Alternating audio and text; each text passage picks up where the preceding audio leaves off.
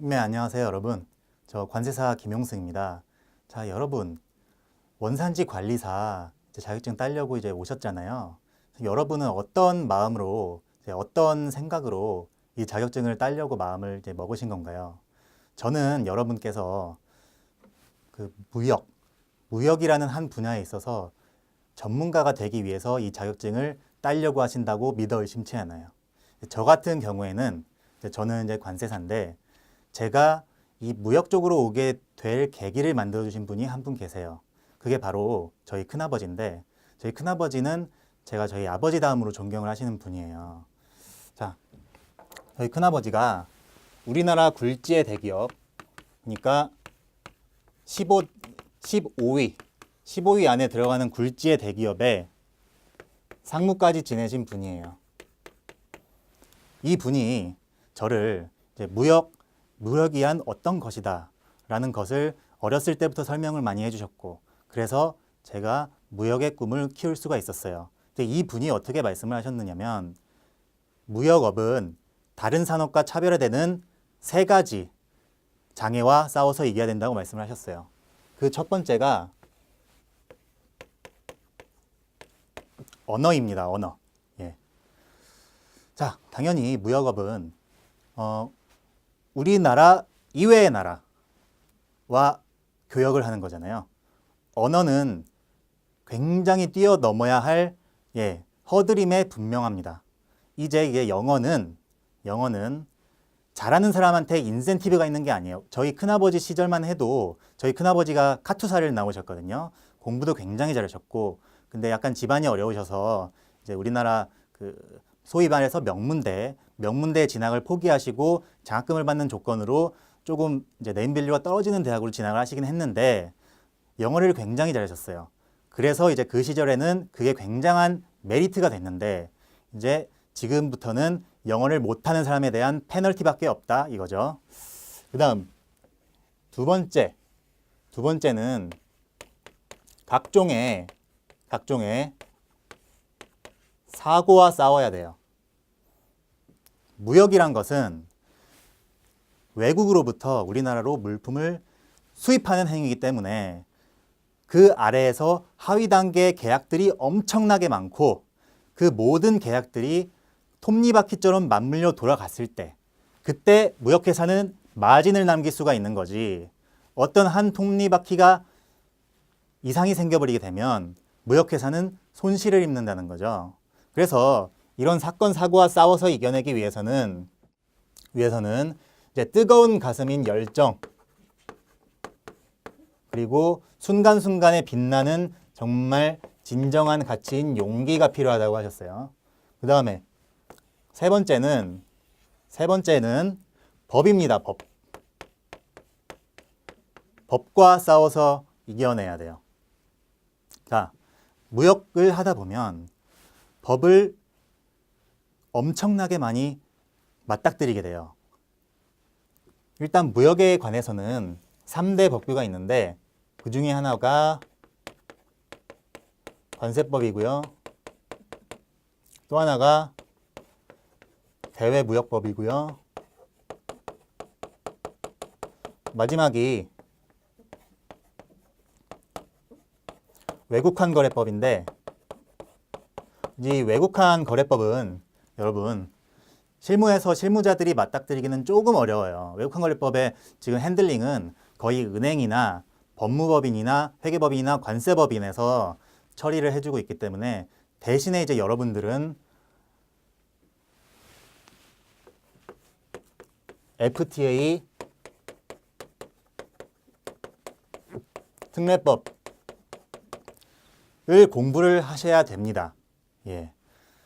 자, 저희 그 큰아버님이 그 굴지의 대기업의 상무까지 지내시면서도 박사학위를 따신 분이었어요. 일을 마치고 그 파김치가 된 몸으로 돌아오셔서 새벽 2, 3시까지 공부를 하셨던 분이었어요. 왜? 실무자들이 전문성을 가져야만 실무를 할 수가 있기 때문이에요. 여러분 무역에 대한 꿈을 가지고 이 자격증을 따려고 하시는데 전문가가 되려고 하시는데 법을 모르게 되면 아무것도 할 수가 없습니다.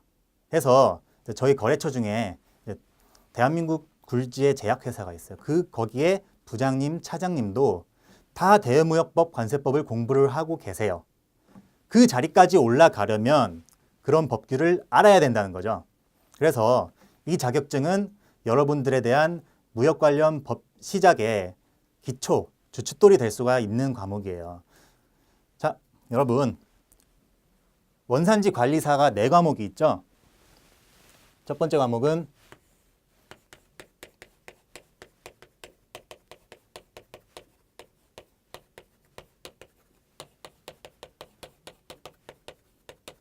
FTA 협정 및 법령. 그리고 두 번째 과목은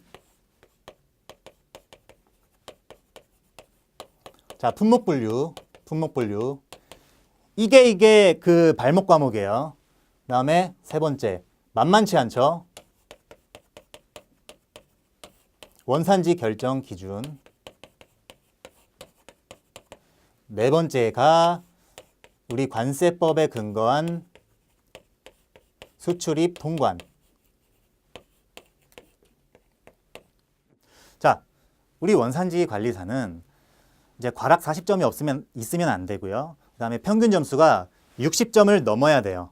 60점을 넘어야 되는데 가장 이상적인 합격 점수는 60점이지만 사람이 어떻게 이렇게 아슬아슬하게 간당간당하게 시험을 보는 거는 이건 조금 아니라고 생각이 되고요. 저는 좀 여유 있게 65점 정도를 실제로 맞으시면 되고 65점 정도를 맞으시려면 한 70점 정도를 목표를 하셔야 돼요. 그래서 FTA 협정 및 법령에서는 최소 70에서 80점 정도를 목표를 하시고 수출입 통과는 여기서도 마찬가지로 70에서 80점을 목표로 하시는데 왜냐하면 이 두 개의 과목은 암기 과목이기 때문에 이제 여러분들이 암기는 또 저희 한국인들이 암기는 또 선수지 않습니까? 그래서 1사 과목을 이렇게 전략 과목으로 삼으시고 두 번째, 세 번째 과목에서 50에서 60점 정도를 획득을 하셔서 평균 한 65점 정도, 65점 정도로 합격을 하시면 그게 가장 현명한 수험 생활이 됐다고 볼 수가 있겠습니다. 해서 FTA 협정 및 법령은 70, 80점을 이제 맞아야 되겠는데 우리 교재 있죠? 원산지 관리사 한 권으로 끝내기. 저 교재가 1과목이 되게 짧게 나와 있잖아요. 저 짧게 나와 있는 걸로 과연 7, 80점이 맞을 수가 있는가? 저는 가능하다고 생각을 합니다. 기본 이론은 저 책으로 배우시면 돼요. 하지만 저 책으로 기본 이론 다 떼셨을 때 딱 거기까지는 60점 정도 수준이 되실 거예요. 그 부족한 점수는 이제 문제를 좀 풀어보셔야겠죠. 문제를 풀어보면서 이제 저 책은 여러분들이 문제 단계로 가기 위한 길잡이가 되는 책이라고 할 수가 있어요.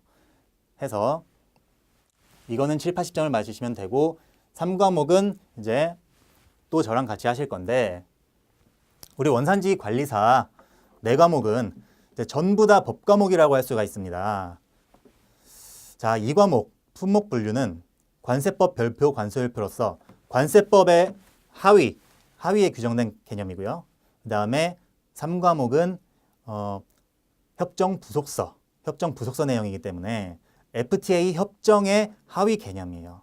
그래서 제가 1, 3과목을 이렇게 가르치고 다른 관세사님이 2, 4과목을 가르치고 이렇게 된 겁니다.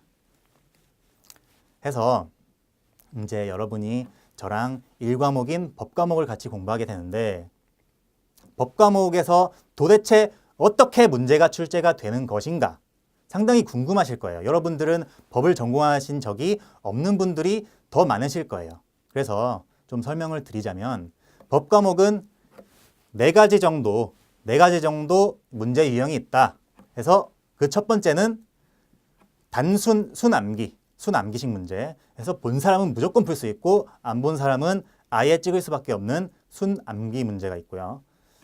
가장 단순한 형태죠. 그다음에 두 번째는 문맥상 틀린 것을 찝어내야 되는 경우. 이거는 지금 실무자분들한테 대단히 유리할 거예요. 왜냐하면 실무자분들은 무역업에서 이렇게 단연간 실무를 겪으셨기 때문에 어떤 그 알고리즘이라든가 프로세스를 알고 계세요. 해서 그분들은 문맥상 틀린 경우는 바로바로 쉽게 찍어내실 수 있으실 거고요. 하지만 대학생분들, 실무 경험이 없으신 분들도 책을 웬만큼 읽으셨다면, 수업을 잘 따라오셨다면 그런 문제 정도는 손쉽게 풀 수 있으리라고 생각이 됩니다. 근데 이제 세 번째부터 조금 어려워져요. 키워드를 찾아내야 되는 유형. 자, 법은 짤막한 문장 안에 많은 데이터를 함축하고 있습니다. 근데 그 중에서 키워드 단어가 군데군데 있는데 이거를 처음 보는 사람들, 이 문장의 진정한 의미를 모르는 분들은 찍어내기가 솔직히 사실상은 좀 어렵습니다. 해서 이제 강사인 제가 이렇게 말씀을 드리고 그 키워드를 위주로 이제 공부를 하시고요. 그렇게 되면 이제 세 번째 유형까지는 우리가 정복을 할 수가 있어요. 근데 마지막 이제 네 번째 유형은 제가 말씀드린 1, 2, 3 유형을 제외한 기타 부분에서 나오는 출제되는 문제. 이런 문제는 솔직히 강사들이라 하더라도 사람이 완벽하게 모든 걸 다 기억할 수는 없기 때문에 틀립니다. 이거는 출제자들이 100점을 방지하기 위해서 내는 문제예요. 그러니까 우리들은 거기까지 이제 완벽하게 하려는 생각은 사실은 수업 목적상 좀 지양을 하고 이제 세 가지 타입의 문제를 푸는 걸로 그렇게 해서 한 70에서 80점 정도를 취득하는 걸로 그렇게 저희는 나갈 계획입니다. 해서 이제 여러분 원산지 관리사는 무역 관련한 여러 자격증, 그러니까 국제무역사, 무역영어 등등의 자격증보다 더 난이도가 높은 자격증이라고 제가 확실하게 말씀드릴 수가 있어요. 정말 난이도가 높은 자격증이고 이제 제가 관세사 입장에서 보더라도 이거는 관세사들이 공부 안 하고 보면은 우리도 떨어지겠구나 이런 자격증이에요. 그렇기 때문에 여러분들은 그에 상응하는 노력을 좀 해주셔야 될 거고요. 그렇게 노력을 해서 자격증을 따신다면 그에 맞는 보답이 있을 것입니다. 저희 그 거래처 제약회사 거기서도 신입사원을 뽑을 때 당연히 아까 말씀드렸듯이 영어는 기본이고요. 그 다음부터 보는 자격증들이 거의 이런 자격증이에요. 실무와 직결된 자격증. 그렇기 때문에 여러분들이 무역회사에 취직을 한다든가 아니면 지금 무역회사에 취직을 한 상태에서 보다 전문적인 스킬을 획득을 하고 좀 더 중요한 업무를 보려고 하신다면 지금 원산지 관리사는 이제 빨리 따놓으시는 편이 더 좋으실 거예요. 앞으로 원산지 관리사는 FTA가 점점 더 체결됨에 따라서 더 어려워질 가능성이 큰 과목입니다. 그래서 자 1교시 1과목 OT는 여기서 마치고요. 이제 저희 직접적으로 내용 들어가면서 자세한 내용은 그때 이제 설명을 해드리도록 하겠습니다. 감사합니다.